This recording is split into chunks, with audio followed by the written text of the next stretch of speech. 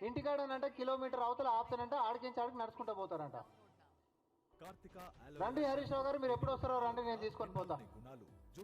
ఈ రోజు నియోజకవర్గంలో ఉంటున్నటువంటి క్షేత్రస్థాయి కార్యకర్తల కాడికి మొదలు పెట్టుకుంటే క్షేత్రస్థాయిలో ఉంటున్నటువంటి సమస్యలు పట్టుకొని వస్తున్నటువంటి వాళ్ళని కూడా మరి ముఖ్యమంత్రి గారు కలుస్తున్నటువంటిది మీ కళ్ళకు కనిపించకపోతే అది మా ప్రాబ్లం కాదు, అది మీ ప్రాబ్లం. అదే మీ చరిత్రలో ఏముండే, ప్రగతి భవన్ కాడ గంటల కొద్ది ఉద్యమకారులైనటువంటి గద్దర్ లాంటి పెద్ద మనుషులని ఎండల కూర్చోబెట్టిపించి వెనుదిరిపించినటువంటి మీ చరిత్ర. మీ కేబినెట్ మంత్రులను కూడా కాన్వాయ్ అడిగితే గంటల కొద్ది వెయిట్ చేసి మళ్ళీ యూటర్న్ తీసుకొని పోయినటువంటి చరిత్ర మీది.